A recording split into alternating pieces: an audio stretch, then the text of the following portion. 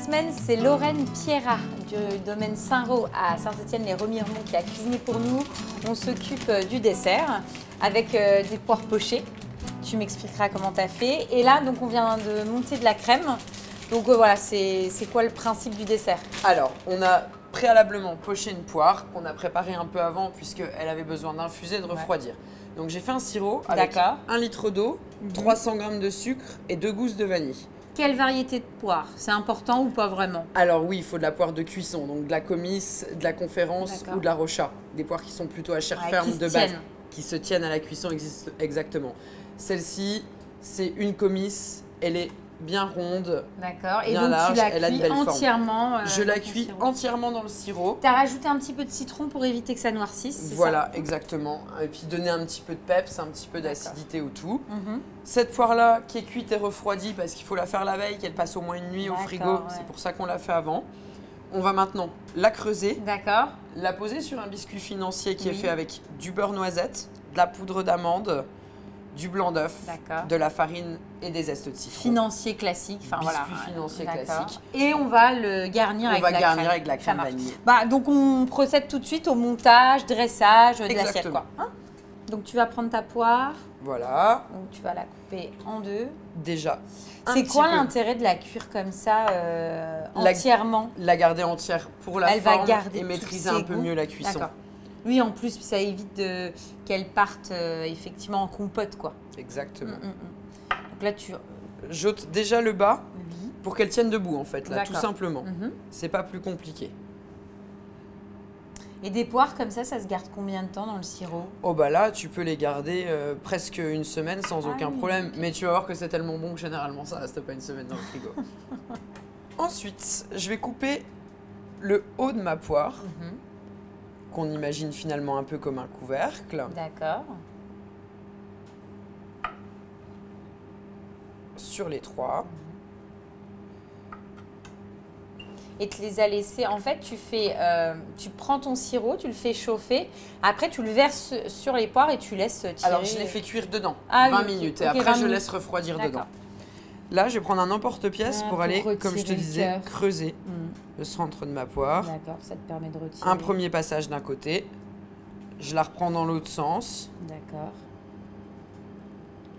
Un deuxième passage de l'autre côté. Et hop, t'as plus qu'à retirer. Et hop, je vide le centre de ma poire. D'accord. Ah, c'est top. Et tu vas le garnir, j'imagine, avec ta crème fouettée à la vanille. Avec ma crème fouettée à la vanille, posée sur mon biscuit. Ouais, super. Ouais, donc on est vraiment dans une recette de dessert. Tu prépares tout en amont, tu dresses au dernier moment, quoi. Alors normalement, en fait, dans la crème, nous, pour qu'elle se tienne en place quand on fait cette recette, parce que sinon tu fais une crème fouettée, elle retombe aussitôt, on rajoute un peu de mascarpone. Ah oui. Oui, pour lui donner un peu de corps et au moins tu es sûr qu'elle va pas tomber, quoi. C'est ça, elle se maintient mieux. Ou du Philadelphia. Tu vois, méthode un peu cheesecake, quoi. Donc on va dresser le financier, le gâteau. Ensuite, tu mets tes petites poires au centre.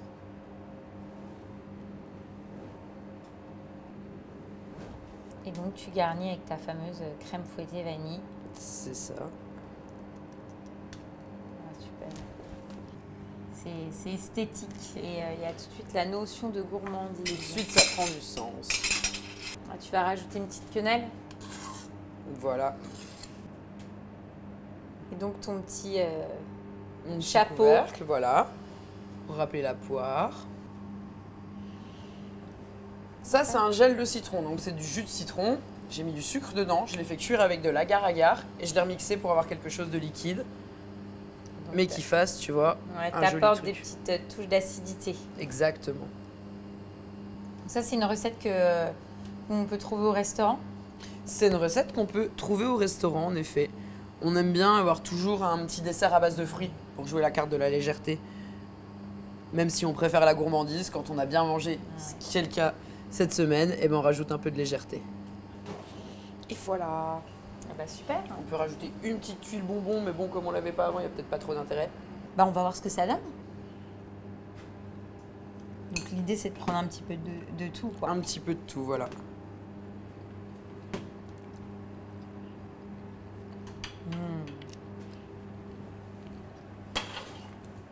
J'en fais tomber mon couteau.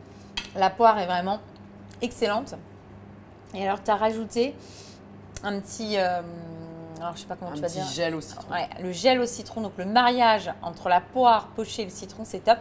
Et le financier et la crème sont là vraiment pour apporter le côté, je dirais, gourmand au dessert. Donc, voilà, on est sur une recette qui est simple, rapide. Comme tout ce que tu nous as proposé d'ailleurs cette semaine.